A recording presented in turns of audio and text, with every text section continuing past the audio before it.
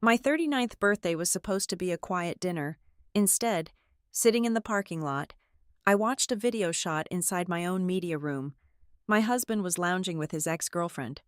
Then, my 12-year-old daughter walked into the frame and asked, "If Mom signs tomorrow, Elise stays with us, right?" I did not cry. I did not break anything. In that exact second, I realized this was not merely an affair. It was a perfectly calculated hostile takeover. My name is Scarlett Romero. Today, I turned 39 years old. For the past 8 years, I have been the Director of Contract Control at Point Systems, a massive private logistics firm.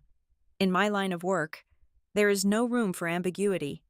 I live by schedules, by raw data, and by a strict adherence to order. I read the fine print that other people gloss over. I find the loopholes before they can be exploited. My brain is wired to process variables and lock them down into predictable outcomes. Perhaps that is why the collapse of my own life caught me so entirely off guard. I had forgotten to audit my own home. I have been married to Gavin Holt for 11 years. If you asked our neighbors, our friends, or his colleagues, they would tell you Gavin is the gold standard of husbands. He is effortlessly charming, possessing that rare, slippery talent of always knowing exactly what people want to hear. He wears the perfect family man persona like a bespoke suit, tailored to project stability, warmth, and just enough vulnerability to make him entirely relatable. He remembers birthdays, he brings wine to dinner parties, and he always holds the door. He is a man composed entirely of highly polished surfaces. Then there is our daughter, Nora. She is 12 years old. Over the last 6 months, a distinct chill had settled between us. The bright, talkative girl who used to sit on the kitchen island and chatter about her day had been replaced by a guarded, quiet stranger who mostly communicated in single syllables. I did not panic. I rationalized it the way any working mother would. I blamed the onset of puberty, the shifting social dynamics of middle school, and the heavy academic pressure she was under. I told myself it was just a phase, a temporary realignment of our mother-daughter axis. I gave her space. That was my first catastrophic miscalculation. This afternoon, on my birthday, I decided to leave the office 2 hours early. It had been a grueling month of high-stakes negotiations, and my nerves were stretched entirely taut. I just wanted a quiet evening. Gavin had texted me around noon, his tone light and affectionate, insisting that he had prepared a small, intimate dinner for the 3 of us at home. He told me to just get back safely and let him handle the rest. I remember smiling at the text as I walked to my car. I remember feeling a fleeting sense of gratitude. I slid into the driver's seat of my car, the leather baking from the late afternoon sun, and placed my phone in the console holder. Before I could shift into reverse, the screen lit up. It was a text message containing a single video link from an unknown number. No message, no context. My thumb hovered over it. My professional instinct is to ignore unsolicited links, as phishing attempts are a daily nuisance, but something utterly primal compelled me to tap the screen. The video buffered for a fraction of a second before the image sharpened. I did not need to guess where it was filmed. The rich, charcoal-painted walls, the heavy velvet drapes, the custom-built shelving. It was the media room inside my own house, the room Gavin had insisted on renovating last spring. Gavin was lounging on the deep sectional sofa. He was not alone.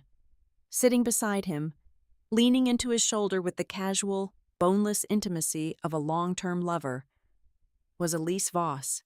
I knew that face. Elise was Gavin's ex-girlfriend from his college days. They had supposedly lost touch over a decade ago, yet here she was, in my home, wearing a silk blouse, her hand resting comfortably on my husband's knee. The sight of them should have triggered a violent emotional response. It should have elicited tears, or a scream, or a sudden inability to breathe, but my chest simply went cold. I sat in the stifling heat of my car and watched the screen with the detached, analytical focus of a contract auditor identifying a breach. Then, the true horror unfolded. From the right edge of the frame, Nora walked into the shot, my daughter, my 12-year-old girl. She did not look surprised to see Elise. She did not look uncomfortable. She walked straight up to the coffee table and handed Elise a small, silver gift bag. Elise smiled warmly, reaching out to tuck a strand of hair behind Nora's ear, and then Nora spoke. Her voice was perfectly clear, captured beautifully by whatever device was recording them. If Mom signs tomorrow, Elise stays with us, right? The world outside my car ceased to exist. The air in my lungs turned to glass. I hit the pause button. I dragged the progress bar backward. I watched it again. I listened to it again. If Mom signs tomorrow, Elise stays with us, right? I rewound it a third time, but this time, I forced my eyes away from my husband, away from his mistress, and away from my daughter. I looked at the background. I looked at the glass coffee table sitting in front of the sofa.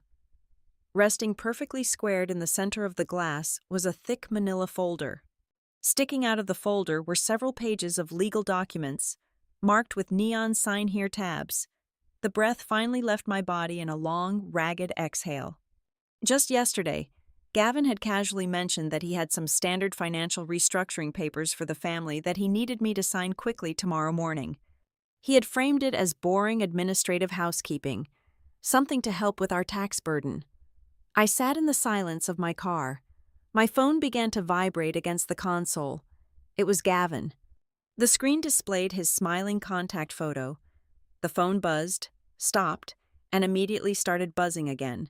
He was calling repeatedly, likely to ask where I was, to tell me the birthday dinner was ready. I did not answer. I stared at the dashboard. In the span of 3 minutes, the entire foundation of my existence had not simply cracked. It had revealed itself to be entirely hollowed out. I saw the architecture of the betrayal. This was not a momentary lapse in judgment. This was not a husband sneaking around to cheap motels. This was an invasion. Elise was not just in his bed. She was in my house, handling my child, deeply integrated into a legal maneuver designed to extract my signature on documents I had not yet read. Gavin had not just taken a lover. He had built a parallel family inside my own walls, and he was using my own daughter as a pawn to secure whatever financial asset lay waiting in that manila folder. He had recruited Nora into his deception. He had made her a co-conspirator against her own mother. I put the car in drive. The drive home is usually a 20-minute blur of suburban streets, but today, every second stretched into an eternity. I drove exactly the speed limit. I stopped completely at every stop sign. I systematically packed away my grief, sealing it inside a vault in my mind. Grief is sloppy. Grief makes you impulsive. I could not afford to be impulsive. When I finally pulled into the driveway, the house looked exactly as it always did. The lawn was perfectly manicured. The porch light was on, casting a welcoming glow. I walked up the path and paused by the large bay window that looked directly into the dining room. I stood in the shadows of the evening and looked through the glass. Inside, the dining table was set with our best plates. Gavin was standing by the kitchen island, laughing at something while pulling a roast from the oven. Nora was carefully placing a small stack of birthday napkins next to my designated chair. They moved around each other with the easy, coordinated rhythm of a happy, intact family. They were setting the stage for my birthday dinner with absolute normalcy. Looking at them, you would think there was not a single thing wrong in the world. You would think the house was filled with love. You would never suspect that the man carving the meat had orchestrated a hostile takeover of his wife's life, or that the little girl folding the napkins was waiting for her mother to sign her own replacement into existence. I stood outside my own home, taking one last deep breath of the cool evening air. I arranged my face into an expression of mild, weary contentment. I reached for the doorknob. I was ready to step inside and play my part. The heavy oak front door clicked shut behind me, sealing me inside the performance. The aroma of rosemary and roasted garlic immediately filled my senses, a domestic perfume masking the rot underneath. I placed my keys on the console table with deliberate slowness. "Scarlett, is that you?" Gavin called out from the kitchen. His voice was bright, bouncing off the hardwood floors with an engineered cheerfulness. He rounded the corner, wiping his hands on a striped apron. His smile was flawless, the corners of his eyes crinkling in that boyish way that used to make my stomach flutter a decade ago. Now, it just looked like a mask slipping over a skull. "Happy birthday, sweetheart," he said, closing the distance between us. He leaned in to kiss my cheek. I turned my head just enough so his lips grazed my jawline, a microscopic rejection he was too self-absorbed to notice. I caught the faint scent of his expensive cologne, and beneath it, something sharper. Guilt, perhaps, or just anticipation. "I am exhausted, Gavin," I said, letting a genuine sigh escape my lungs. "The negotiations took all afternoon. I have a splitting migraine. I really just want a quiet night." It was the perfect alibi. A tired woman does not ask questions. A woman with a migraine does not start a war. "Of course," he murmured, his tone dripping with an overly manufactured empathy. He gently placed a hand on the small of my back, guiding me toward the dining room. "I handled everything. You do not have to lift a finger. Just sit, relax." Nora was already seated at the table. She sat rigidly, her hands folded over her lap. When I walked in, her eyes darted to my face, then immediately dropped to her empty plate. "Happy birthday, Mom," she mumbled to the porcelain. "Thank you, Nora," I replied, my voice steady, though every instinct screamed at me to pull her out of her chair and demand to know why she was helping them tear us apart. But I kept my posture relaxed. "It smells wonderful in here." Gavin pulled out my chair with a theatrical flourish. He poured me a glass of the expensive red wine I usually saved for anniversaries. He hovered. He asked about my commute. He asked about the climate in the boardroom. He offered me extra servings of the roast. He was playing the role of the devoted husband with such aggressive dedication that it felt suffocating. Nora, meanwhile, was malfunctioning. She ate mechanically. She did not complain about the vegetables. She did not talk about her friends. Whenever Gavin spoke, she looked at him with a silent, questioning intensity, like an understudy waiting for her cue. She was trying so hard to act normal that she was broadcasting her complicity. The silence in the room grew heavy, a suffocating blanket woven from the things we were not saying. It was far more terrifying than any screaming match I had ever witnessed. After we finished eating, Gavin cleared the plates with a manufactured casualness. I walked over to the kitchen island to pour myself a glass of water. There it was. Resting near the fruit bowl, catching the ambient light of the pendant lamps, was the thick manila folder I had seen through the camera lens. "Oh, I almost forgot," Gavin said, leaning against the counter, casually drying a wineglass. He gestured toward the folder with a flick of his chin. "Since you are right there, those are the asset restructuring papers I mentioned yesterday. My accountant sent them over via courier this afternoon. We just need your signature on the flagged pages by tomorrow morning, so we can get them filed before the end of the quarter. It is mostly just tax relief strategy." He poured himself more wine, taking a slow sip, his eyes tracking my movements over the rim of the glass. "Tax relief," I repeated, keeping my tone entirely neutral. "Exactly," he nodded, his voice adopting that soothing, authoritative pitch he used on nervous clients. "It is just to protect Nora's future, really, making sure our assets are shielded from capital gains and probate." Boring administrative stuff. I picked up the folder. It was heavy. "You do not need this much paper for simple tax relief." I flipped it open. My eyes, trained by thousands of hours of contract dissection, bypassed the boilerplate language and zeroed in on the structural definitions. Page 4, the asset schedule. There it was, printed in stark black ink, the Romero Family Trust. My breath caught perfectly in my throat, unnoticed. The trust was established by my late aunt over 2 decades ago.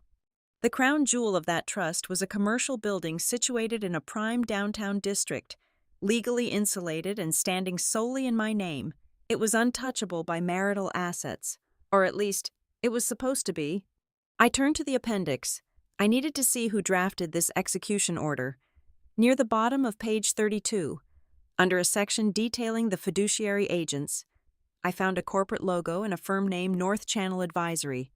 It was a firm I had never heard of. Gavin had always used a boutique accounting group downtown. He had never mentioned North Channel. Elise. It had to be Elise.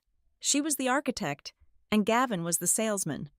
I closed the folder and tapped it gently against the marble countertop. "It is quite thick," I said, rubbing my temples as if the headache was blinding me. "I am not signing anything tonight. Gavin." My head is pounding, and the words are blurring together. I will read through it carefully in the morning before I leave for the office. Gavin froze. The towel in his hand stopped moving. For a fraction of a second, the mask slipped, his jaw tightened, and a flash of pure, unadulterated panic flared in his eyes. It was there and gone so fast that anyone else would have missed it, but I was hunting for it. "Scarlett, honey," he said, forcing a chuckle that sounded hollow. "It really needs to be couriered back by 9 o'clock tomorrow morning. I already told the accountant we would have it ready." "You do not need to read the whole thing. The flags are right there." "I read what I sign," I stated simply, picking up the folder and pressing it against my chest. "Always. You know that." "I will look at it when my head clears." I did not wait for his rebuttal. I kissed Nora on the top of her head, told them both good night, and walked up the stairs. I could feel Gavin's eyes burning holes into my back, but he did not dare push further. Pushing would arouse suspicion. Instead of going to our master bedroom, I walked down the hall to my home office. I locked the door behind me and turned on the small desk lamp. The glow cast long shadows across the walls. I opened the folder on my desk and pulled out my phone. With the methodical precision of a crime scene investigator, I photographed every single page. Page 1, click. Page 2, click. I made sure the lighting was perfect, the text crisp and legible.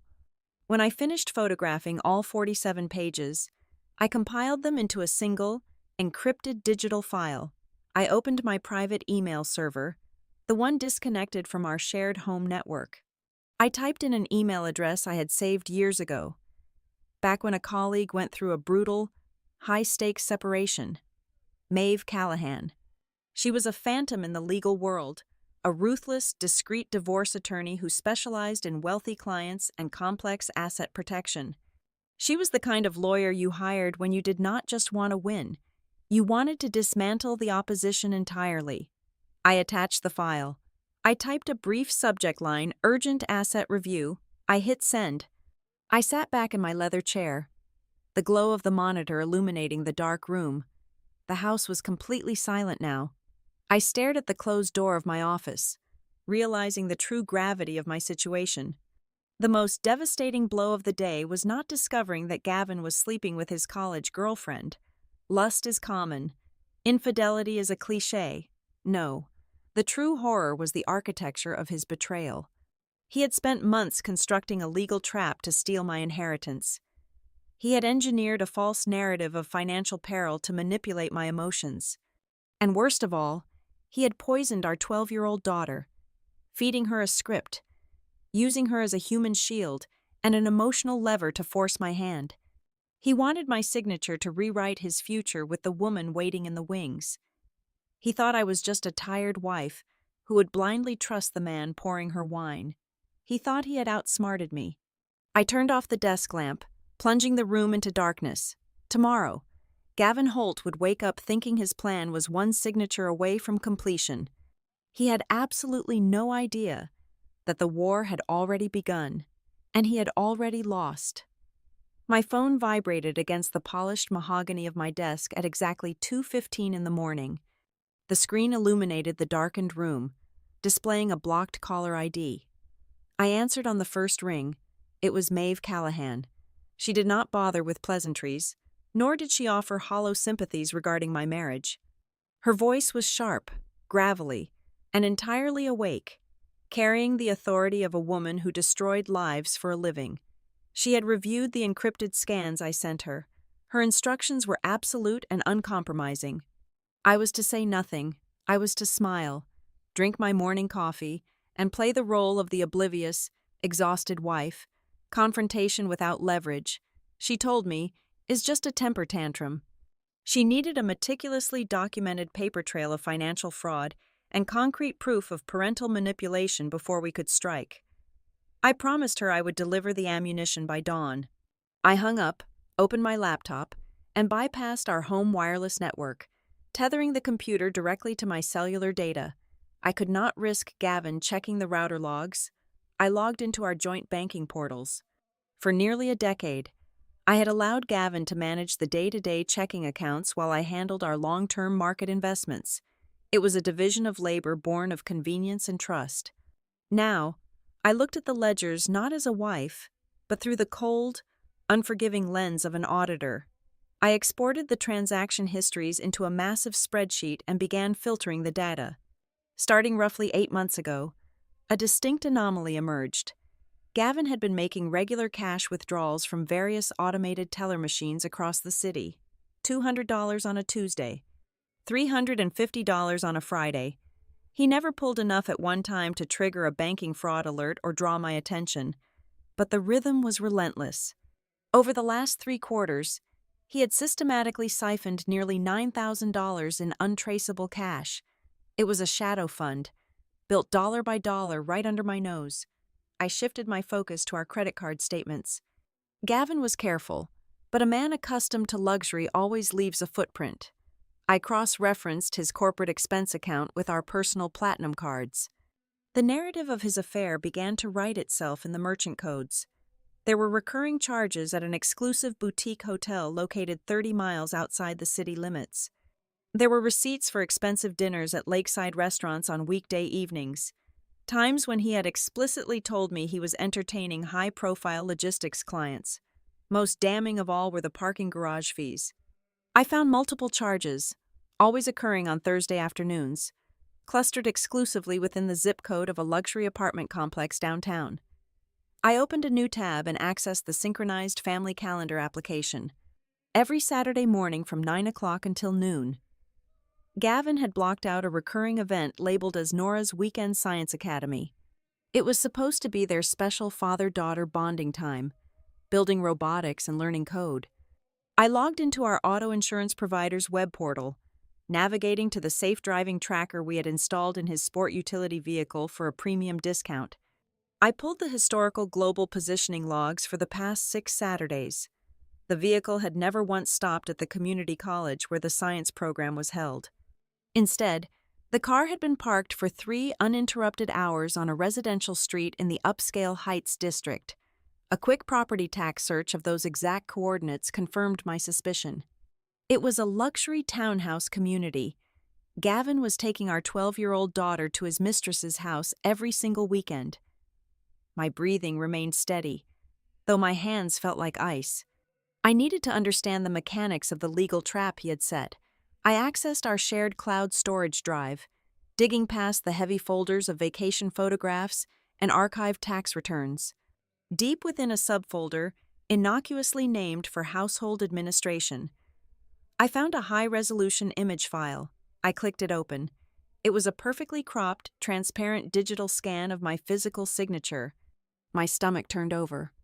2 years ago, Gavin had casually asked me to sign a blank piece of paper so he could digitize it, claiming he needed it on file just in case an urgent insurance document required verification while I was traveling out of state for contract negotiations.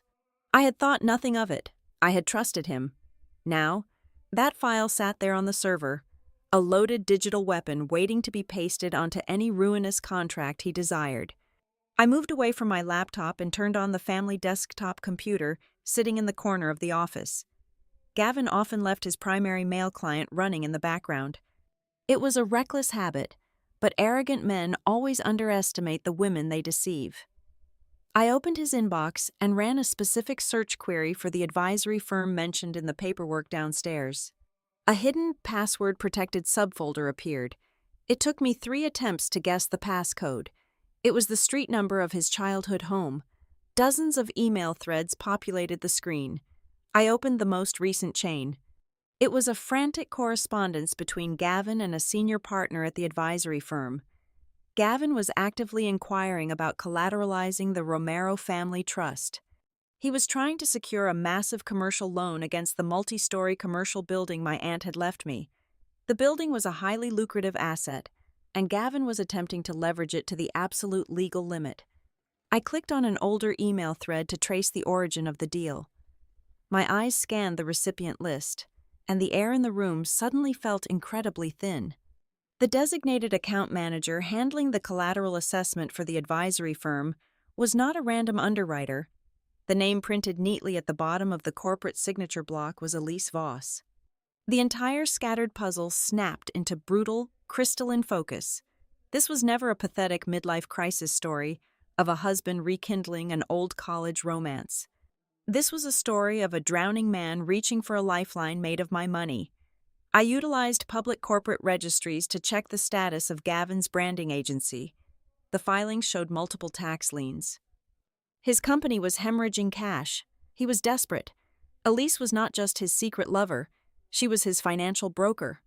She was the corporate insider facilitating a highly questionable loan using my private inheritance as the ultimate safety net. Gavin was willing to forge my signature and restructure my trust to get that money. He was going to bleed my family legacy dry to save his failing business, and Elise was holding the bucket. The digital clock on the bottom corner of the monitor read 4:30 in the morning. I had one final loose end to tie. I picked up my phone and opened the text message containing the video I had received in the parking lot. I did not watch the footage again. I did not need to see them lounging on my sofa. Instead, I used a specialized developer application to extract the raw metadata embedded within the video file. I needed to know the exact origin point of the broadcast. Lines of technical specifications spilled across my screen. I scanned the data until I found the hardware device identifier. It was not a hidden security camera. It was not Elise's smartphone. The video had been recorded and exported from a tablet running an outdated operating system. I memorized the unique hardware serial number and walked silently down the hall to the storage closet. Hidden beneath a stack of heavy winter blankets was a plastic bin containing our discarded electronics. I dug to the bottom and pulled out a cracked silver tablet. It was the specific device Nora had used for her online schooling during the pandemic. I carried it back to my office, plugged it into the wall, and powered it on.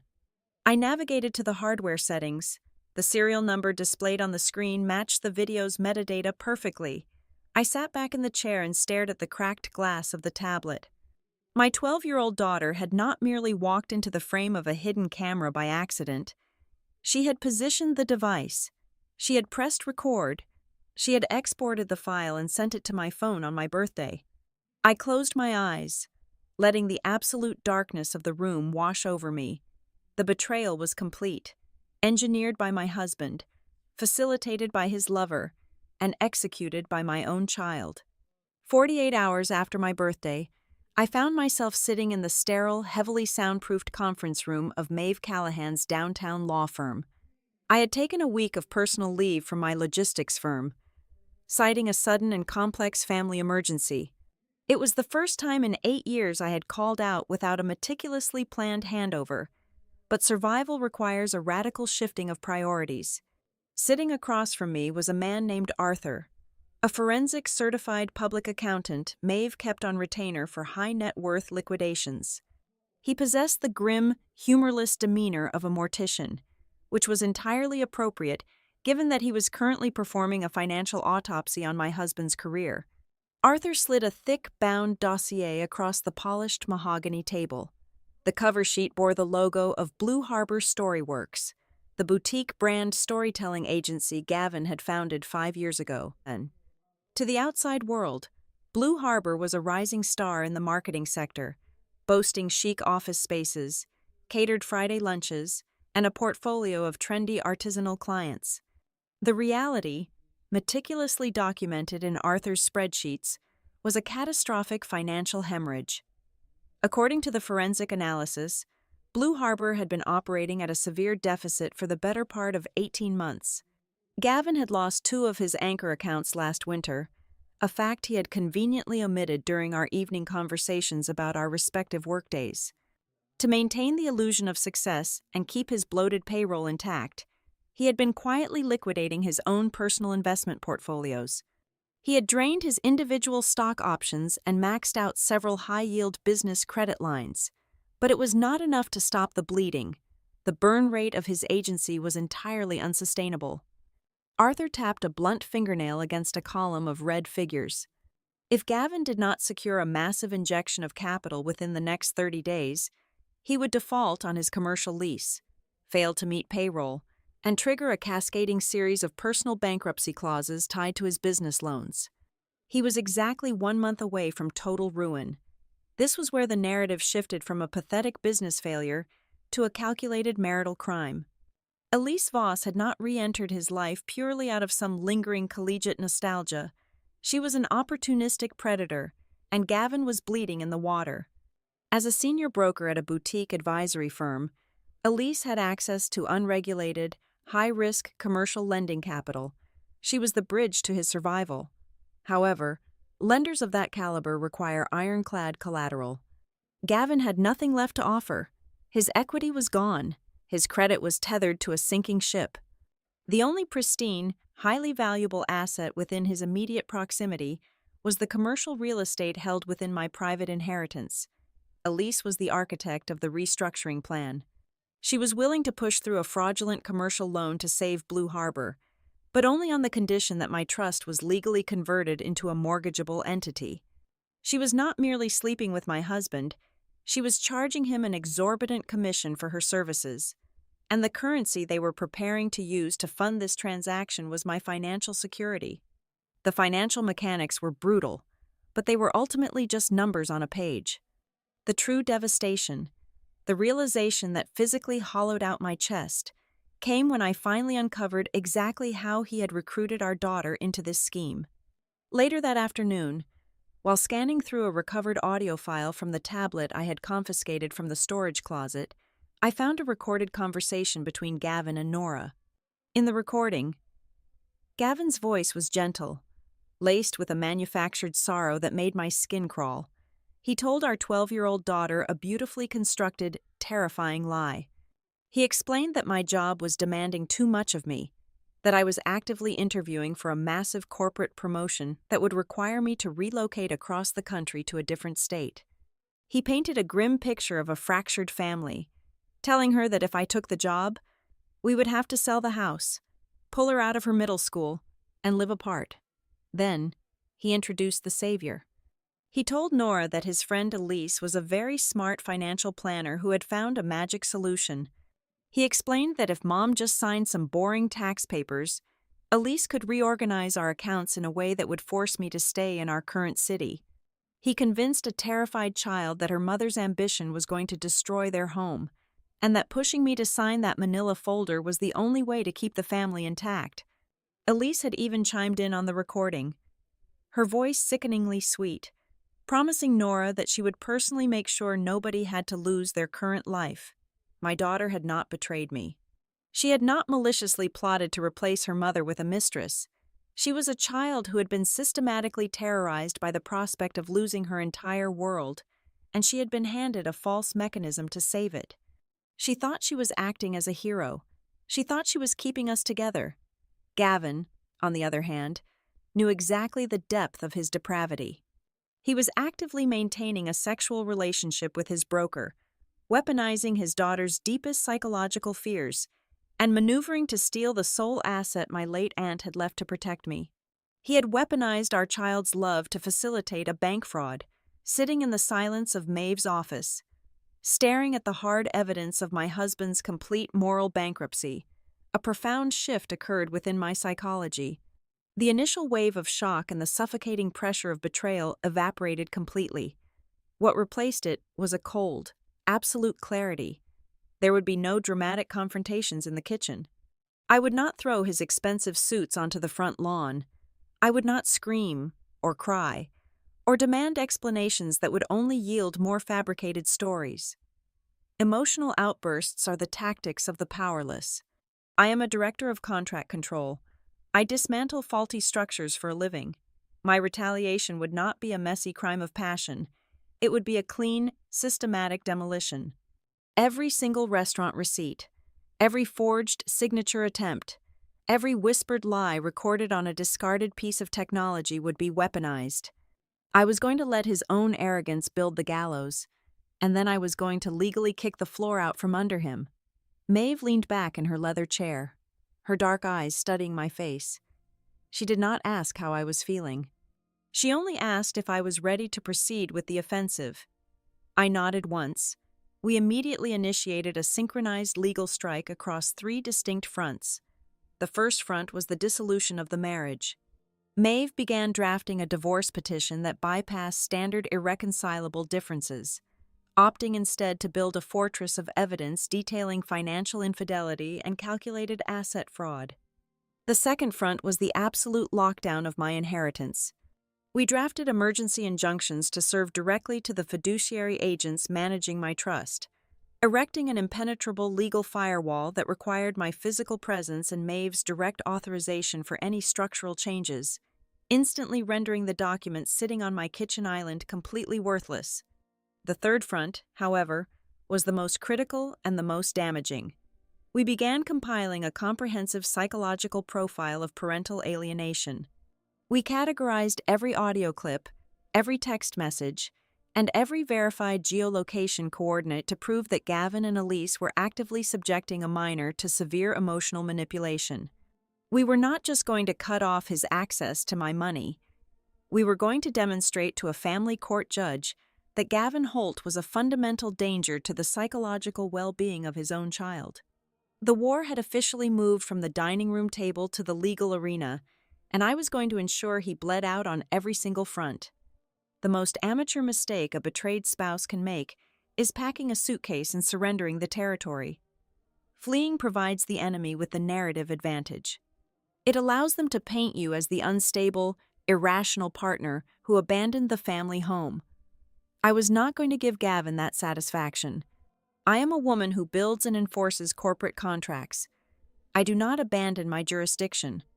I chose to stay exactly where I was, moving through the rooms of our house like a ghost, maintaining a flawless facade of a slightly overworked, entirely oblivious wife. I needed Gavin to believe his intricate timeline was proceeding exactly as he had engineered it.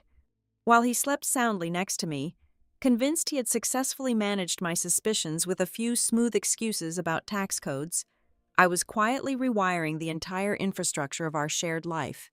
My first objective was severing the financial arteries. Under Maeve Callahan's direct instruction, I filed an emergency addendum with the fiduciary board that managed the Romero Family Trust. The legal directive was absolute and bulletproof. It stipulated that any structural modification, collateralization, or transfer of assets required my physical presence, accompanied by an independent legal counsel, to verify my consent in real time. The forged signature file sitting on his computer was now effectively neutralized, rendered useless before he could even attempt to deploy it. I then moved on to our liquid assets. I contacted the payroll department at Marrow Point Systems and quietly redirected my entire executive salary. I opened a new, highly secure private account at a completely different banking institution, one where Gavin had no established relationships. I spent the early hours of the morning methodically changing the passwords, security questions, and two-factor authentication protocols for every single personal financial portal I possessed. I contacted our primary joint bank and instituted a fraud alert on my name, demanding that any document bearing my signature be flagged and subjected to a rigorous manual verification process. I was starving him of access without him even realizing the vault doors had slammed shut.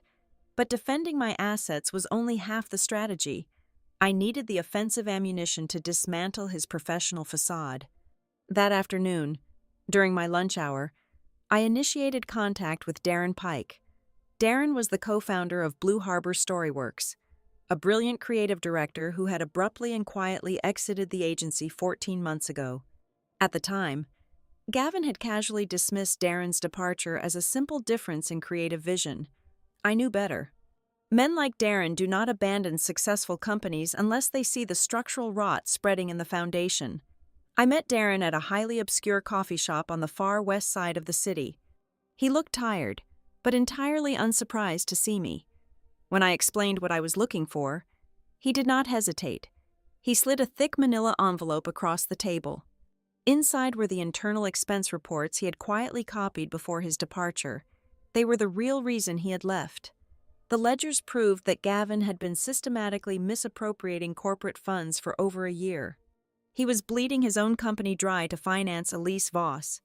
There were itemized receipts for luxury meals, expensive jewelry, and most damning of all, monthly wire transfers classified as location scouting fees that perfectly matched the rent of Elise's upscale townhouse. Gavin was not just a failing businessman, he was committing corporate embezzlement. I took the documents back to my secure network and initiated a massive data backup. I duplicated the expense reports, the geolocation logs, the hotel receipts, and the audio files I had extracted from Nora's old tablet. I transferred everything onto a pair of encrypted, solid-state hard drives. One drive went into my safety deposit box at the new bank. The second drive stayed in my purse. I knew that the moment Gavin realized he was losing control, his first instinct would be to wipe the family network, delete the cloud storage, and burn the digital evidence. I had effectively fireproofed the truth. With the evidence secured, I set the timer on the guillotine. Working with Maeve, I drafted a comprehensive dossier detailing the attempted financial fraud, the corporate misappropriation, and the digital forgery. We meticulously scheduled the payload. Exactly at 9 o'clock on Monday morning. This explosive package would be electronically delivered simultaneously to the fraud department of our primary bank, the senior legal team managing my trust, and the chief compliance officer at North Channel Advisory, the firm employing Elise. We were going to cut off his funding, alert his creditors, and terminate his mistress's career in one synchronized, devastating strike. The hardest part of the entire operation, however, was not the legal maneuvering. It was walking through my front door every evening and looking at my daughter. Nora remained guarded, walking on eggshells around me, terrified that I was going to ruin her life by taking a promotion in another state. Every instinct in my body screamed to sit her down, play the audio recordings, and expose her father for the manipulative monster he was. I wanted to shake her and tell her that she had been recruited into a lie. But I held my tongue. I kept my voice incredibly gentle when I spoke to her. I asked about her homework. I offered to help her study for her exams. I did not mention the tension, and I absolutely never spoke an ill word about Gavin in her presence. I understood a fundamental truth about psychology that Gavin had completely ignored. If I shattered her reality right now, if I humiliated her by revealing how easily she had been used as a pawn against her own mother, the shame would destroy her. It would sever our bond permanently. To save my daughter, I had to absorb her misplaced resentment for just a little while longer. I had to let the truth reveal itself systematically, so she could see the architecture of his lies without feeling the crushing weight of her own complicity. By Friday evening, Gavin's confidence had swelled to a sickening degree. He interpreted my quiet demeanor and my lack of confrontational questioning as total submission. He believed the migraine excuse. He thought he had successfully managed a slightly difficult wife. As we sat at the dining room table eating dinner, he brought up the restructuring documents again. His tone was casual, yet threaded with a patronizing urgency. He leaned across the table, offering me a warm, entirely fabricated smile.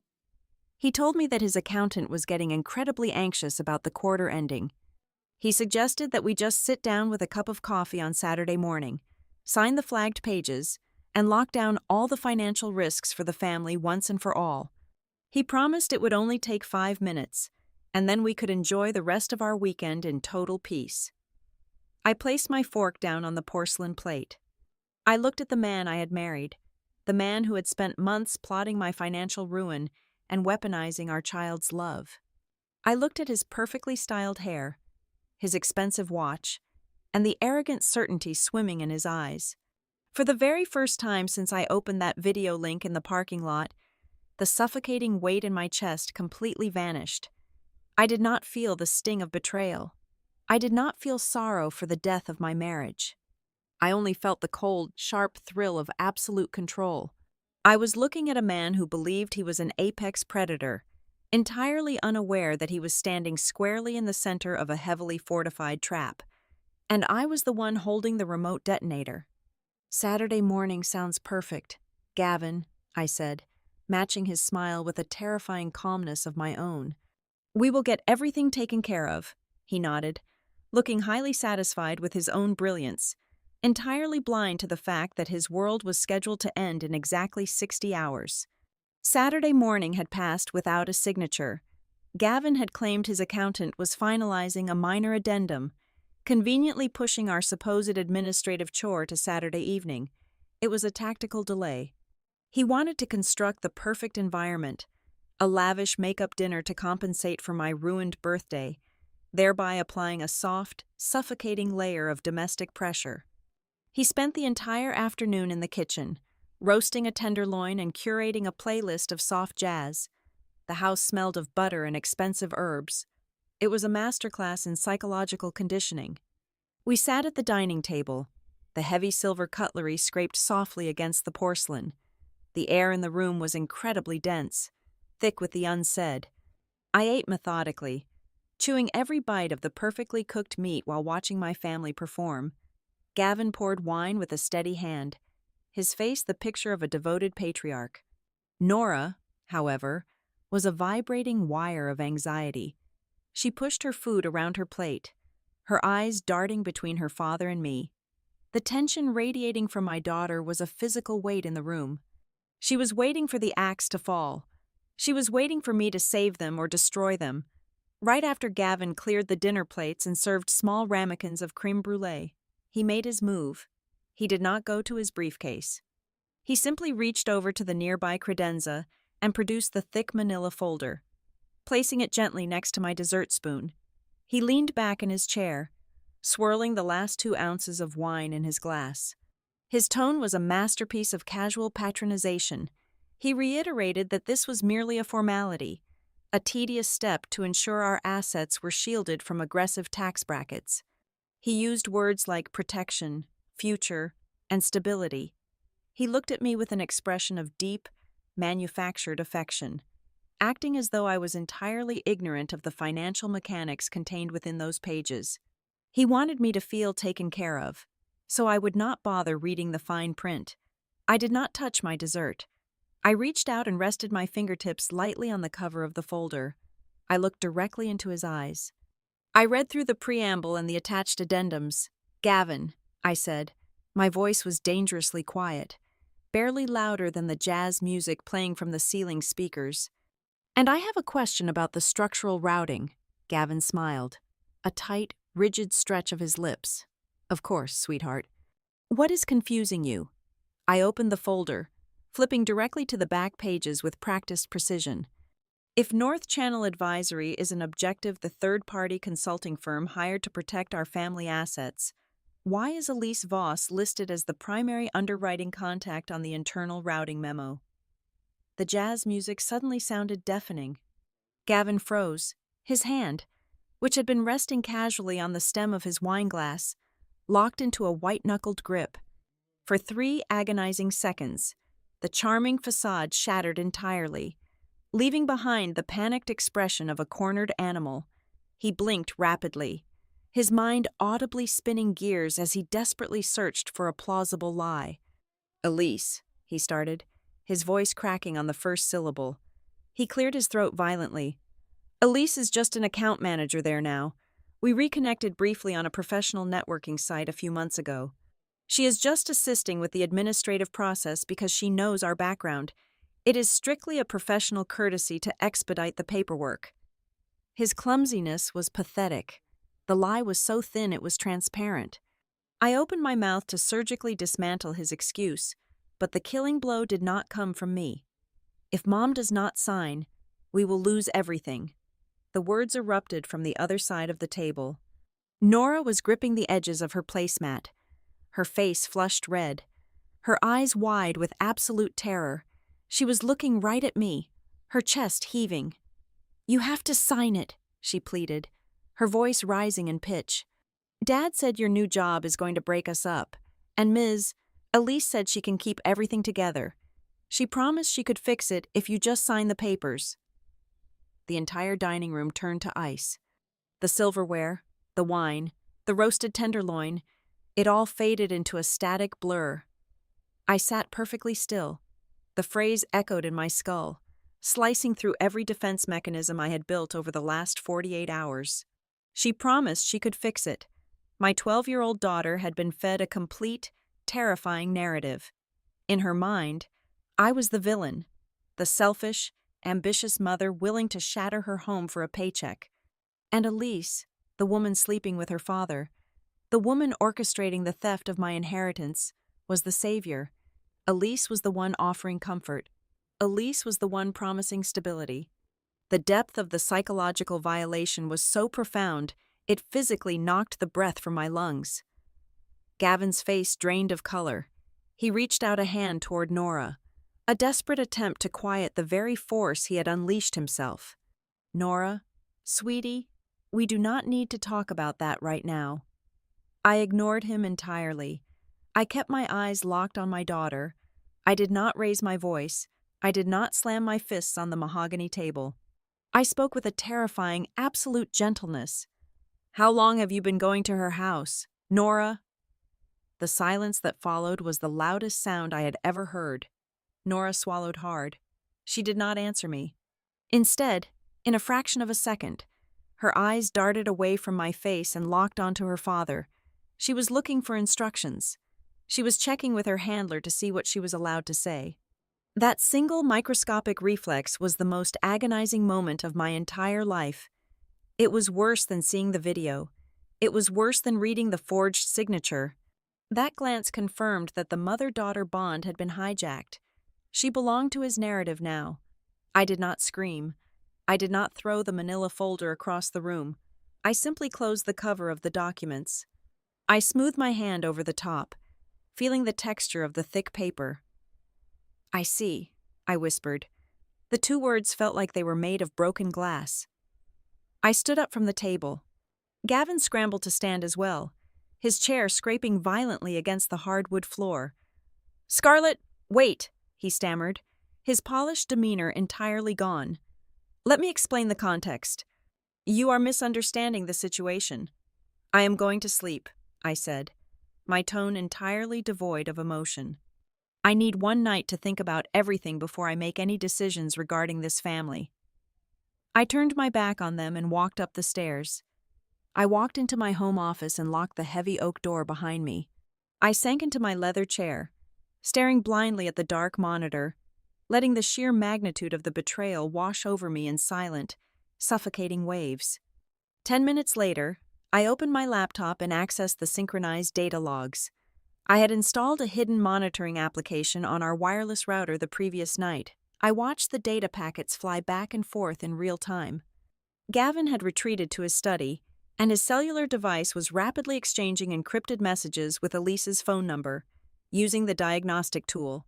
I bypassed the encryption on his outgoing messages. The text rolled across my screen in stark, glowing letters. "She knows about the memo. She asked about you. Did you leave my name on the printed copy? I do not know." Nora freaked out. "She mentioned you by name to Scarlett." "What did you tell her?" "Nothing. She went upstairs. She said she needs one night. Elise, she is starting to suspect something. We need a backup plan right now." I watched their panic unfold in real time, their arrogant certainty crumbling into desperate, frantic text messages. They thought I was upstairs crying. They thought I was a heartbroken wife struggling to process a betrayal. They had absolutely no idea that I was not retreating. I was just waiting for Monday morning. Monday morning arrived with the crisp, unforgiving clarity of an execution day. At exactly 9 o'clock, I sat at my desk at Marrow Point Systems, a steaming cup of black coffee in my hand, and visualized the precise moment my meticulously constructed digital payload detonated across the city. Gavin would have strolled into the chic, exposed brick lobby of Blue Harbor Storyworks around 9:15, likely holding an artisanal latte, projecting his usual aura of untouchable success. But before he could even reach his corner office, his private cell phone and his business line would have begun ringing in a synchronized, catastrophic chorus. The commercial lender had received my encrypted package.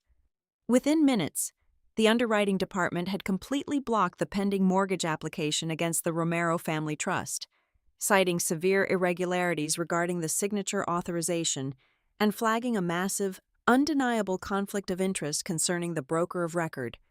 The lender did not stop at simply declining the application. Banking institutions abhor risk, especially fraud. They immediately froze his existing corporate credit lines pending a full internal investigation. The sudden, violent cessation of cash flow acted like a blacklight in a dirty room. The entire hidden chain of toxic debt, the unpaid vendors, the leveraged assets, the hollowed-out payroll accounts, was instantly dragged out of the shadows and exposed to his creditors. His financial house of cards did not just wobble, it vaporized in an instant. Across the downtown district, Elise Voss was experiencing her own professional execution. The chief compliance officer at North Channel Advisory does not tolerate account managers who leverage corporate resources to facilitate personal, illicit relationships, especially when those relationships are being used to manipulate high-net-worth trusts. I imagined security escorting her out of the glass-walled building before 10 o'clock, carrying her belongings in a cardboard box, her lucrative career in the financial sector permanently incinerated by her own arrogance. While the financial institutions were stripping them bare, Maeve Callahan was standing in front of a family court judge. She formally filed a divorce petition that read less like a standard dissolution of marriage and more like an indictment for a criminal conspiracy. The dossier was hundreds of pages thick. It systematically detailed the adultery, but more devastatingly, it laid out the forensic evidence of his attempt to convert my separate inheritance into marital collateral. It also included the initial psychological profile documenting the calculated, intentional manipulation of a minor child to exert emotional duress. Maeve is a predator in a tailored suit. She did not just file the papers, she secured an immediate, temporary financial restraining order. The mandate legally barred Gavin from executing any financial transactions related to my assets, effectively locking him out of the trust forever. Furthermore, the judge granted my petition for exclusive use and occupancy of our marital home during the preliminary stages of the litigation. He was legally evicted from the life he had tried to steal. We timed the delivery of the physical divorce papers perfectly. At 1:30 in the afternoon, Gavin was sitting in his glass-walled conference room, desperately trying to project stability while pitching a massive marketing campaign to a highly conservative, family-oriented corporate client. A process server, a large man wearing a nondescript windbreaker, bypassed the receptionist, walked straight into the meeting, and dropped the heavy legal envelope directly onto the polished table in front of everyone. The humiliation was absolute. The client, possessing a strict morality clause and a deep aversion to public scandal, politely paused the meeting and subsequently placed the entire contract on indefinite hold. Gavin lost his marriage, his mistress, and his last remaining financial lifeline in the span of 4 hours. When I drove home that evening, the driveway was empty. His sports utility vehicle was gone. I unlocked the front door and walked into a house that suddenly felt entirely different. It was no longer a stage for his deception. It was my fortress. I did not change the locks immediately, and I did not pack his belongings into garbage bags to throw onto the lawn. I simply maintained the exact same domestic routine. I started a load of laundry. I began chopping vegetables for dinner. I wanted to deny him any opportunity to run to a judge and claim I was an erratic, out-of-control woman acting out of vengeance. I was a picture of absolute, chilling stability. Nora came downstairs an hour later. Her eyes were red and swollen. Gavin had obviously called her from wherever he was hiding, spinning whatever desperate, victimized narrative he had left in his arsenal. She stood in the doorway of the kitchen, practically trembling with misdirected rage. She accused me of destroying our family. She yelled that her father was losing his business because of me, that I had kicked him out because I cared more about my money and my career than I cared about them. She threw every psychological weapon he had given her right at my chest. Her voice cracked as she screamed that I was the reason everything was falling apart. I stood at the kitchen island, holding a wooden spoon, and absorbed every single hateful word my daughter screamed at me. I did not defend myself. I did not pull out the audio recordings to prove her father was a liar. I did not mention Elise or the forged documents. I simply looked at her flushed face and told Nora that I loved her, that her father and I were dealing with complex adult issues, and that dinner would be ready in 20 minutes. Maintaining that silence, refusing to drag my child into the mud to clear my own name, was a profound agony.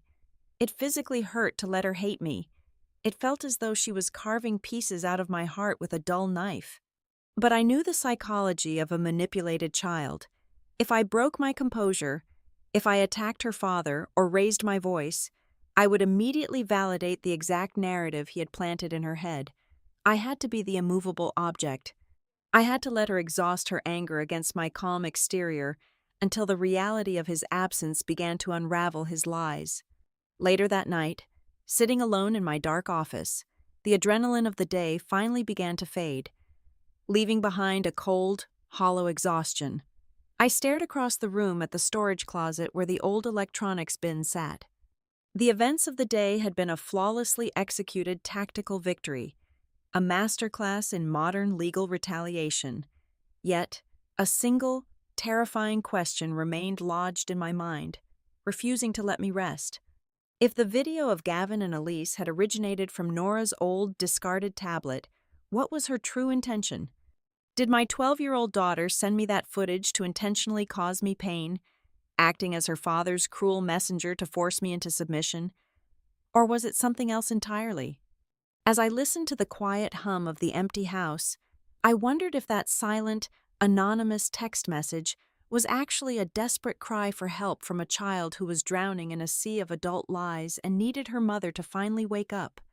The battlefield rapidly expanded beyond the mahogany dining table and the quiet, sterile offices of downtown law firms. The war spilled out into the glaring, unforgiving lights of public opinion. Gavin, having been entirely stripped of his corporate access and his comfortable domestic life, pivoted immediately to the only arena where he still possessed a distinct advantage: social perception. He initiated a ruthless, highly coordinated whisper campaign to our mutual friends, to the tight-knit network of parents at Nora's private school, and to the wider suburban community. He cast himself as the tragic protagonist. His narrative was a masterclass in emotional manipulation. He spun a story of a deeply flawed but loving man who had made a single, deeply regrettable mistake born of profound loneliness, only to be systematically and viciously financially ruined by a vindictive, ice-cold wife. In his revised version of history, I was the villain who cared more about corporate contracts and maintaining my inheritance than I cared about the sanctity of our marriage. This smear campaign translated directly into his legal strategy. His attorney submitted hundreds of heavily redacted, cherry-picked text messages to the court, attempting to paint a grotesque caricature of my motherhood. He provided dates from 3 years ago when I missed a spring choir recital because my return flight was grounded during a massive winter storm. He documented the specific weekends I spent locked in my home office reviewing quarterly audits, completely omitting the fact that those audits secured the bonuses paying for his extravagant lifestyle. He carefully curated a timeline that entirely erased his own financial ineptitude and his predatory loan schemes, replacing the truth with the story of a neglected husband seeking basic human warmth. Elise Voss mirrored this defense perfectly. Through her own legal counsel, she filed sworn affidavits, claiming their relationship only became intimate after Gavin confessed his marriage had been functionally dead for over 5 years. They were desperately trying to shift the spotlight away from the undeniable evidence of attempted trust fraud, attempting to rebrand the entire catastrophe as a purely emotional crisis that simply got out of hand. The true suffocating devastation of this strategy materialized during the preliminary custody mediation. I sat in a windowless room across from a court-appointed family evaluator. Gavin sat 2 chairs away, wearing a slightly faded sweater designed to project the image of a humble, broken father. The evaluator had interviewed Nora privately the day before. When the woman read from her legal pad, the words physically knocked the wind out of my lungs. My daughter had parroted Gavin's implanted script with terrifying, flawless accuracy. Nora had told the evaluator that her mother was always working, always tense, and always prioritizing the logistics firm over family time. She looked at the court official and stated, with the absolute conviction only a manipulated child can muster, that being around her father just made it easier to breathe. I was backed into the most agonizing corner imaginable. I possessed a mountain of forensic accounting spreadsheets, undeniable proof of commercial fraud, and irrefutable digital evidence of adultery. I held all the winning legal cards regarding the money. Yet, none of that mattered in the court of a 12-year-old's heart. Gavin had successfully weaponized the very essence of my motherly sacrifice.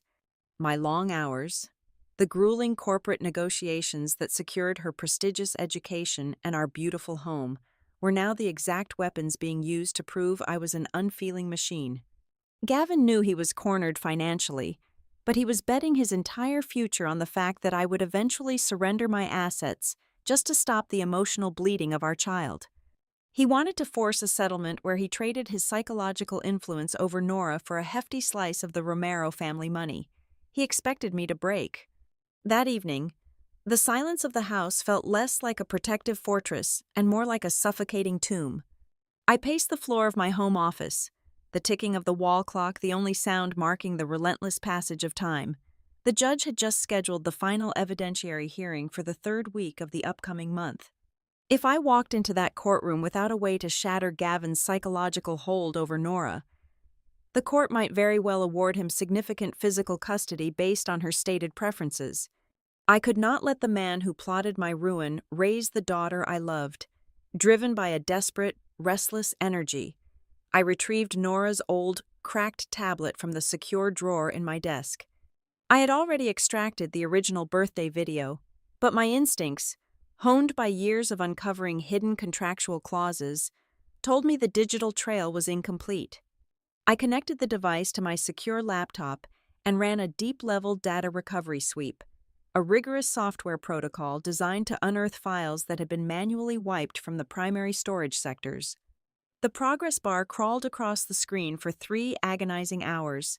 Just past 2 o'clock in the morning, the software flagged a fragmented directory hidden deep within the system cache. It was a deleted folder, vaguely titled with a random string of numbers and letters.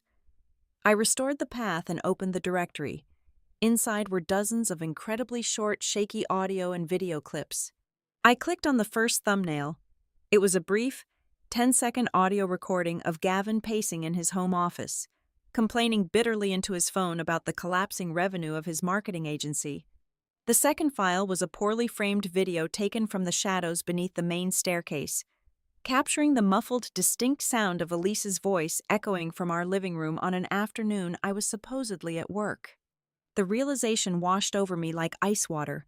Someone had been quietly documenting the cracks in this house for months. Someone had been recording these secret moments, gathering fragments of truth as if building a defensive shield against the lies they were being told. At the very bottom of the recovered directory sat a single, massive media file. Unlike the others, this specific file was entirely encrypted. It demanded a complex passcode to view the contents. I tried Nora's birth date. I tried the date of our wedding anniversary. I tried the street address of our home. Nothing worked. The screen simply flashed a harsh red error message, mocking my failed attempts. I sat back in the dark, staring at the locked digital vault illuminating the room. I could feel it in my bones. Whatever was hiding behind that encryption wall was the missing piece of the puzzle. It was the absolute truth, buried by a frightened child who did not know who to trust. The final court date was looming. The social walls were closing in around me, and I knew with absolute certainty that if I did not crack that code, the liars were going to win the war for my daughter's mind. The air in the family evaluator's office tasted heavily of stale coffee and institutional sanitizer. I sat perfectly still in a rigid, upholstered chair, my hands folded securely in my lap. Across the small, circular table sat my 12-year-old daughter. She was reciting a script that had been meticulously planted in her mind, and I was forced to listen to every single word. Nora looked directly at the evaluator, her voice wavering just enough to sound authentically traumatized. She explained that I was a ghost in my own home. She stated that my corporate logistics contracts were my real family, that I was always tense, always calculating, and always looking for an excuse to leave.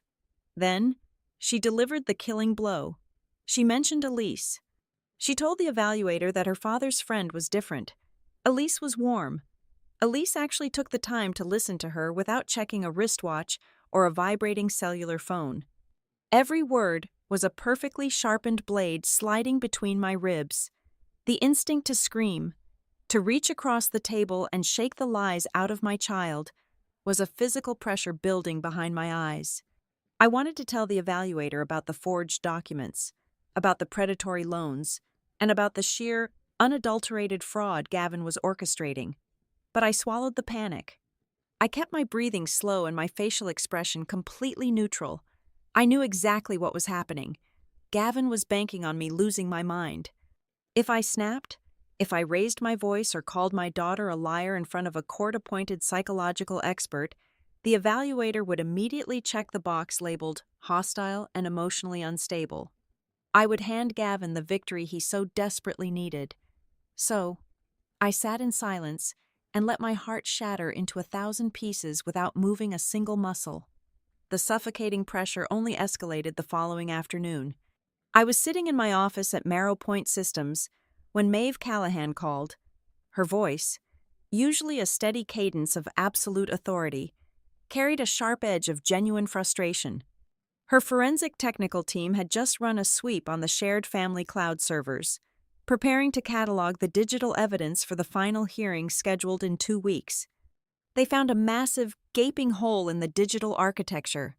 Sometime during the 48 hours immediately following my initial divorce filing, nearly 500 gigabytes of data had been permanently purged from the server. Gavin was frantically burning the house down. He had wiped a year's worth of localized network logs, deleted extensive email archives, and scrubbed the synchronization history. It was a blatant, highly illegal destruction of evidence, a textbook case of spoliation. Maeve assured me we could file a motion for sanctions, but the tactical reality was grim. Proving that someone deleted files is easy. Proving the exact contents of those deleted files to a judge who demands hard proof is incredibly difficult. Gavin was eroding my paper trail, destroying the exact context I needed to prove the depth of his financial conspiracy.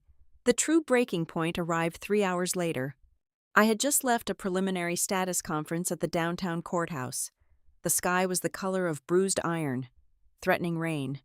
As I walked across the massive concrete parking structure toward my vehicle, I heard the sharp, rhythmic click of expensive heels echoing behind me. I turned around. Elise Voss was standing 15 feet away. She was wearing a perfectly tailored beige trench coat, looking entirely out of place in the bleak, oil-stained parking lot. She did not look angry, nor did she look intimidated by the brutal financial restraining orders my attorney had dropped on her head. Instead, she looked at me with a sickening mixture of victory and manufactured pity. "You are fighting a war you have already lost, Scarlett," Elise said, her voice echoing off the concrete pillars. "You can freeze his bank accounts. You can tie up the trust with 100 legal injunctions. You can even get me fired, but none of that actually matters." I did not respond.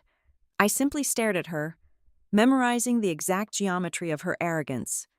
Elise took a slow step forward, tilting her head. "You do not understand how this works. You think you can audit a family like a corporate ledger, but children do not care about who holds the title to a commercial building. Children always run toward whoever makes them feel lighter. And right now, your daughter feels like she is drowning whenever she looks at you. You might keep the money, but you are going to walk out of that courtroom completely alone." She turned and walked away, her heels clicking a steady rhythm of triumph. I stood frozen next to my car. For the very first time since my birthday, the cold, protective wall of logic I had built around my mind completely collapsed. My vision blurred. Elise had weaponized the absolute truth. I was looking down the barrel of a hollow victory. I would secure my inheritance, I would destroy Gavin's career, and I would spend the rest of my life living in a massive, quiet house while my daughter spent her weekends seeking comfort from the woman who helped tear us apart. The legal strategy was flawless, but the emotional casualty was catastrophic. I had never felt so entirely defeated. I drove home in a state of numb exhaustion. The streetlights flickered against the windshield, casting long, fractured shadows across the dashboard. When I finally pulled into my driveway, the house was dark and silent. Nora was already asleep upstairs. I walked heavily up the front porch steps, my keys jingling softly in my hand. As I reached for the doorknob, I saw it.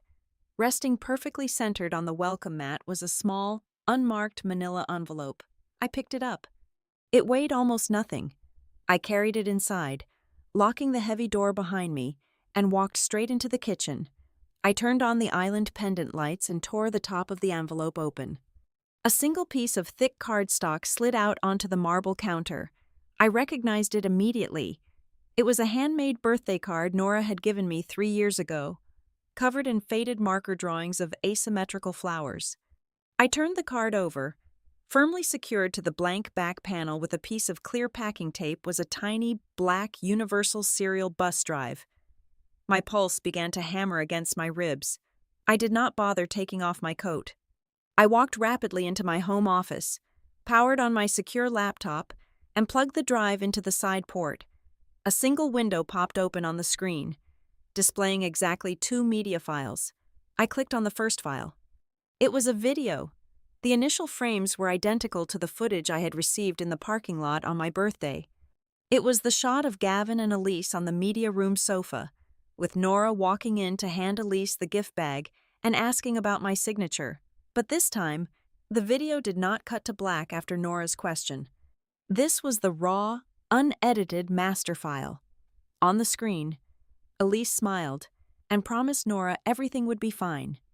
Nora nodded, looking relieved, and walked out of the frame. The heavy media room door clicked shut. The moment the door closed, Gavin's entire posture shifted. The warm paternal facade vanished, replaced by a cold, calculating intensity. He leaned forward, tapping his fingers against the thick stack of trust documents sitting on the glass table. "She is primed," Gavin said, his voice dropping to a low, conspiratorial murmur. "Scarlett will not suspect a thing if Nora keeps pushing the relocation angle. We just need her to sign the structural release tomorrow morning." Elise leaned over, resting her chin on his shoulder. "And the separation papers? They stay locked in my briefcase," Gavin replied with absolute chilling certainty. "We do not breathe a single word about leaving until the ink is completely dry on the trust transfer. Once the collateral is legally secured under the new holding company, I will drop the divorce filing. She can fight me all she wants after that, but the asset will already be leveraged to save the agency. We just have to hold the line for 24 more hours." I stopped the video. The room was spinning. I had always known the broad strokes of their conspiracy, but hearing the explicit, premeditated timeline spoken aloud was a different kind of horror. It was the ultimate, irrefutable proof of malicious financial fraud. But it was the second file that truly stopped my heart. It was an audio recording, roughly 4 minutes long. I pressed play. There was the sound of rustling fabric, the faint hum of a television in the background, and then Gavin's voice. He was not speaking to Elise. He was speaking to Nora. "You have to be very brave for me tomorrow," Gavin said, his tone thick with manufactured sorrow. "When you sit down with the evaluator, they are going to ask you a lot of confusing questions. They might try to trick you." "I am scared, Dad." Nora's voice drifted through the speakers, small and terrified. "I know, sweetie, but you have to remember our plan. If you do not say exactly what we practiced, Mom's lawyers are going to take you away from me. You have to tell the evaluator that Mom is always working. You have to tell them she wanted to move away and leave us." "But she never said that," Nora whispered. "She does not have to say it for it to be true," Gavin snapped, a sudden, terrifying edge of anger bleeding into his voice before he quickly suppressed it. "Listen to me. Do not mention the manila folder. Do not mention Elise or the house or the money. Just tell them Mom makes you anxious and I make you feel safe. Can you do that for me?" If you do not do this, our family dies. It is entirely up to you." The recording ended in a heavy, suffocating static. I sat in the glow of the monitor, tears finally tracking hot and fast down my cheeks. It was the most brutal, psychological child abuse I had ever witnessed, captured in crystal clear, high-definition audio. He had essentially put a gun to a 12-year-old's head, forcing her to execute his character assassination under the threat of losing her father forever. I wiped my face with the back of my hand and opened the directory properties to check the metadata. I needed to know the origin point of this delivery. The digital footprint was unmistakable. Both files had been copied directly from the internal hard drive of the cracked silver tablet I had locked in my desk drawer. The transfer protocol had been executed at 11 o'clock the previous night. Long after I had gone to sleep, the pieces fell violently into place. The deleted cloud data, the missing fragments, the encrypted folder I could not open. I had been looking at it all wrong. Nora was not Gavin's loyal accomplice. She was a hostage who had been silently gathering ammunition from the inside. When the pressure became too great, when the guilt of lying to the evaluator finally broke her, she had bypassed the encryption she built herself, compiled the ultimate proof of her father's monstrosity, and left it on the mat for me to find. She had not sent the original video to hurt me. She had sent it to wake me up. And now, she had just handed me the sword to cut her free. The heavy oak doors of the family court district building sealed shut behind us on a Tuesday morning, locking us into the final arena. The air inside the courtroom was aggressively sterile, smelling of polished wood and impending consequences. Gavin sat at the respondent's table wearing a sharp charcoal suit, his posture radiating a calculated, cautious confidence. He believed he had weathered the worst of the financial storm. He had lost his agency and his reputation, but he walked into this room firmly believing he still held the ultimate trump card. He was relying entirely on the family evaluator's preliminary report, a document built on the manipulated testimony of a traumatized child, to force my hand into a lucrative settlement. The judge, a stern woman with zero tolerance for domestic theater, called the chamber to order. Gavin's attorney immediately launched into a polished opening statement, attempting to frame the entire dissolution as a tragic but simple emotional breakdown. He urged the court to prioritize the psychological stability of the minor child, heavily implying that my grueling corporate schedule made me an unfit primary custodian, and suggested a financial compromise to facilitate a peaceful separation. Maeve Callahan did not interrupt. She let the opposing counsel finish his desperate narrative. When it was her turn to speak, she stood up slowly, adjusting her suit jacket with the terrifying calm of an executioner checking her equipment. She did not offer a sweeping emotional rebuttal. Instead, she approached the bench and submitted a certified forensic data packet. She calmly informed the judge that opposing counsel's narrative was not merely a misrepresentation, but the direct result of a coordinated campaign of spoliation and psychological abuse. Maeve presented the sworn affidavit from the cyber forensic team, documenting exactly how hundreds of gigabytes of data had been illegally wiped from our shared network immediately following my divorce petition. Then, she submitted the Black Universal Serial Bus Drive. She explained its origin, validating the device's metadata, and formally requested the court to admit the unedited audio and video files into the official record. The judge granted the motion. Maeve connected a laptop to the courtroom's audio system. The silence that blanketed the room was absolute. Then, Gavin's voice echoed off the high, vaulted ceiling. Every single person in the room listened as the pristine, high-definition recording played. They heard Gavin explicitly instructing our 12-year-old daughter on exactly how to lie to the court-appointed evaluator. They heard him commanding her to say, "I was always working and that I wanted to abandon them." They heard the raw, unmistakable terror in Nora's small voice. They heard him weaponize her fear, explicitly threatening that if she did not execute his script flawlessly, the death of our family would be entirely her fault. I watched Gavin's face as his own voice condemned him. The arrogant, cautious confidence evaporated in an instant. All the blood drained from his cheeks, leaving him a sickly, ashen gray.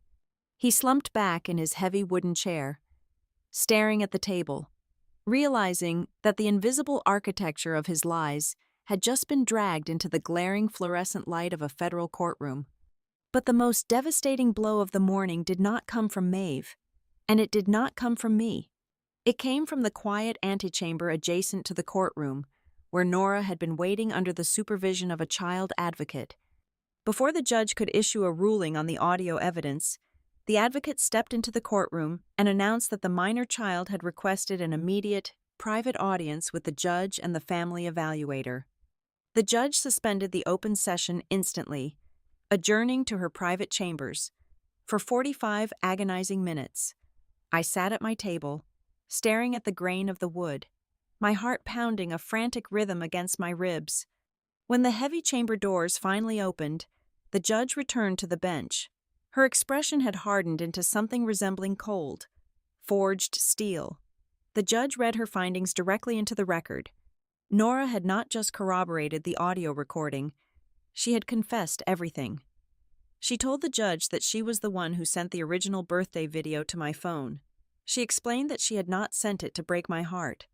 She had sent it because, hidden in the hallway, she had overheard Gavin and Elise finalizing their timeline. She heard them explicitly state that they were going to wait until my signature was legally binding on the trust documents, transfer the assets, and only then announce their separation. Nora had told the judge she was terrified. She had believed her father's lies for so long, trying desperately to play the perfect, compliant role because he had convinced her that failing to do so would destroy her entire world. Sending that video anonymously was the only way she knew how to scream for help without triggering her father's rage. The moment the judge read those words, the entire strategic foundation of Gavin's good father, cold mother defense completely pulverized into dust. The final ruling was swift, merciless, and absolute. The court formally concluded that Gavin Holt was guilty of severe financial deceit and the intentional, malicious, emotional manipulation of a minor.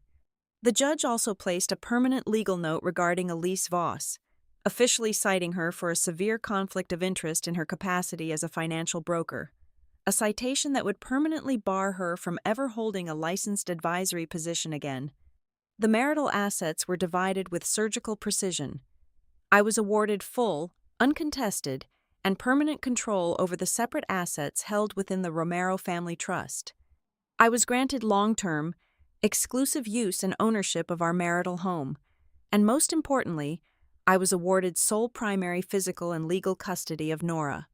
Gavin was stripped of his parental authority, granted only strictly supervised therapeutic visitation rights, entirely dependent on his compliance with mandated psychological counseling. He walked out of the courtroom with absolutely nothing. That evening, the house was quieter than it had ever been. I found Nora sitting on the edge of her bed, staring blankly at the wall. I sat down next to her. The air between us was incredibly fragile. She looked up at me, her eyes brimming with a heavy, complicated mixture of guilt and relief, waiting for me to pull her into a cinematic embrace and tell her everything was magically fixed. I did not offer her a cheap, easy absolution. I am a woman who builds things to last, and you cannot build a sturdy foundation on top of unexamined wreckage. I looked into my daughter's eyes and spoke with absolute clarity. I told her that I loved her, and that my love for her was an immovable fact that no lie could ever change. But I also told her that trust is not something you can simply wish back into existence. I explained that we had both been deeply wounded, and that healing was going to require time, professional therapy, and an uncompromising commitment to the truth. There would be no more secrets in this house. We were going to rebuild our relationship brick by brick, relying on honesty and action, not tears and apologies. She nodded slowly, understanding the weight of my words, and for the first time in nearly a year, the guarded tension in her shoulders finally released. The true conclusion of this chapter did not happen in that courtroom, nor did it happen on the day the divorce decree was finalized. The final image of my retaliation occurred exactly 1 year later, on my 40th birthday. There was no lavish dinner party, there were no elaborate decorations, no expensive wine, and no performative gestures designed to mask a rotting foundation. It was just Nora and me, standing in the warm, ambient light of our quiet kitchen. We opened a small cardboard box containing a simple vanilla cake. As I cut a slice and handed it to my daughter, I looked around the house that belonged entirely to us. I realized then that the ultimate, most devastating revenge was not the financial ruin of my ex-husband or the destruction of his mistress's career. The greatest revenge was the absolute preservation of my peace. It was the quiet, undeniable victory of refusing to let those who deal in lies write the final chapter of our family's story. Thank you so much for listening to my story. Please comment below and let me know where in the world you are tuning in from so we can connect and share our thoughts. Do not forget to subscribe to the Daisy Revenge Stories channel, like this video, and support us by hitting the hype button so this story can be heard by even more people.